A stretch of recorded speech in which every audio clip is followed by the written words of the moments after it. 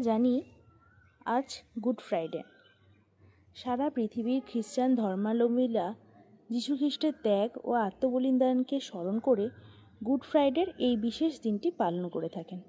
মনে করা হয় এই বিশেষ দিনটিতেই যীশু খ্রিস্ট, যিনি প্রেম ও অহিংসার বাণী প্রচার করেছিলেন, ক্রুশবিদ্ধ হন, অর্থাৎ তাকে পেরেক দিয়ে একটা ক্রস আকারের কাঠের সঙ্গে পুঁতে দেওয়া হয়। এই বিশেষ দিনটিতে যিশুর বলে যাওয়া উপদেশ আরও বেশি করে প্রাসঙ্গিক হয়ে ওঠে আমাদের জীবনে। যেমন এবছর 2025 সালের 18 এপ্রিল আমরা গুড ফ্রাইডে উদযাপন করছি। সারা বিশ্বেই গুড ফ্রাইডে হোলি ফ্রাইডে বা গ্রেট ফ্রাইডে নামে পরিচিত। আবার কোনো কোনো জায়গায় যিশু এই দিন প্রচণ্ড কষ্ট যন্ত্রণা সহ্য করে ক্রুশবিদ্ধ হন বলে কোথাও কোথাও এই দিনটিকে ব্ল্যাক ফ্রাইডে নামেও অভিহিত করা হয়। আমি আজকে খানিক অন্যমনস্কভাবেই এই ছবিটা আঁকতে বসলাম। এখানে আমি যে ছবিটা আঁকছি তোমরা দেখতে পাবে একটা ক্রুশ আর চারপাশে একটা কাঁটার মুকুট।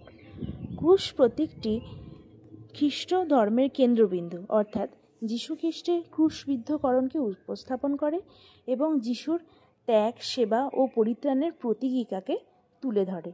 এটি যিশুর মৃত্যু এবং পুনরুত্থানের ইঙ্গিত দেয়। এই যে দেখছো আমি একটা কাঁটার মুকুট আঁকছি, এই কাঁটার মুকুট কিন্তু খ্রিস্ট ধর্মের একটি উল্লেখযোগ্য প্রতীক।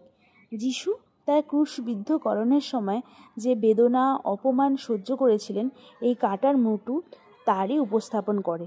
রোমান সৈন্যরা তাদের নির্মম রাজার আদেশে এই কাঁটা দিয়ে মুকুট বানিয়েছিল এবং এই মুকুট যিশুর মাথায় পরিয়ে তার চেহারার মুখোমুখি এসে তার ব্যঙ্গ ও বেদনার প্রতীককে আস্ফালন করে নিজ এবং ছোট দেখিয়েছিল।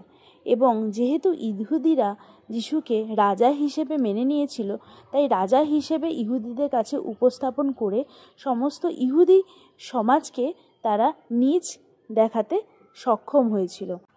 তবে এটাও ঠিক, এই কাঁটার মুকুট কিন্তু ইহুদি রাজা যিশুকে উপহাস করার জন্য তৈরি হয়েছিল ঠিকই, তবে সমস্ত ইহুদিবাসীদের মধ্যে তাদের রাজাদের রাজা বা মাসিহা হিসেবে যিশুকে আজীবন মেনে নেওয়ার একটা দৃঢ়বদ্ধতা তৈরি করেছিল। ক্রুশ যেমন যিশুর স্যাক্রিফাইস, দুঃখ, যন্ত্রণা, ব্যথা, বেদনা এই সমস্ত প্রতীক হিসেবে ওঠে, তেমনি এই কাঁটার মুকুট কিন্তু যীশু খ্রিস্টের ওপর হয়ে যাওয়া সমস্ত রকম অবিচার, দুর্বিচার এবং দুর্নীতির বিরুদ্ধে সমস্ত খ্রিস্টানবাসীদের একত্রিত করে জেগে ওঠা বা রেনেসাঁসের কথা মনে করিয়ে দেয়।